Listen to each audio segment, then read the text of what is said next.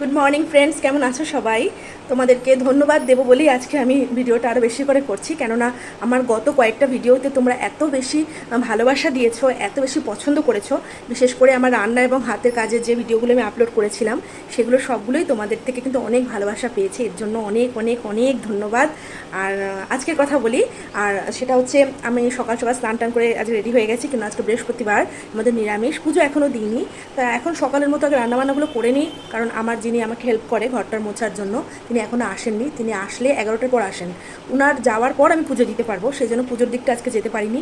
কিন্তু আমার স্নান টান সব হয়ে গেছে এবং আমি এখন জলখাবার আর দুপুরে রান্না এগুলোর জন্য সব রেডি করছি। দেখো আমার এদিকে সব গোছানো হয়ে গেছে। এদিকে আলু কুমড়ো দিয়ে একটা তরকারি করব জলখাবারের, আর এদিকে ময়দা মাখা হয়ে গেছে। হ্যাঁ, ময়দা দিয়ে একটু পরোটা আর আলু কুমড়ো দিয়ে তরকারি হবে। দেখো যে রঙটা করেছিলাম রান্নাঘরের, সেটা কিন্তু এখনও একই রকম রয়েছে, কোনো কিছু ওঠেনি বা কোনো অসুবিধা হয়নি। হ্যাঁ, এই দুটো জায়গায় একটুখানি উঠেছে, কেননা এখানে আমি যেহেতু ছুরি দিয়েই আমি সমস্ত সবজিগুলো কাটি, যে ছুরির খোঁচা লেগে একটু উঠে গেছে।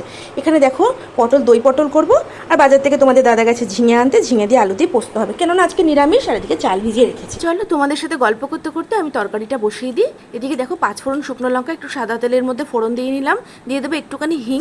এবার সমস্ত সবজিগুলো মানে আলু কুমড়ো যেগুলো ডুমো ডুমো করে কেটে রেখেছিলাম কাঁচা লঙ্কা সমেত, সেগুলো সবটা আমি দিয়ে দিচ্ছি কড়াইতে।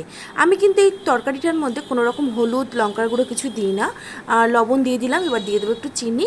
পুরোটা একসাথে যখন ভাজা ভাজা হয়ে যাবে এর মধ্যে একটুখানি গরম জল দিয়ে দিলাম, এরপর দিয়ে দিলাম এতে ঢাকা। এদিকে পরোটাগুলো দেখো একটার পর একটা করে সবগুলো ভেজে নিচ্ছি, 3-4টে একসাথে করেই ভেজে নিতে পারি মোটামুটি। আর এদিকে দেখো তরকারি কিন্তু আমার রেডি হয়ে গেছে, দুদিকে দুটো জিনিস রেডি হয়ে গেছে। ইতিমধ্যে ছেলে পড়ে চলে এসছে, তাকে খেতে দিয়ে দিলাম, সে বললো ভালো হয়েছে। খুব তাড়াতাড়ি চলে আসবো নতুন কোনো হাতের কাজ অথবা নতুন কোনো রান্না নিয়ে।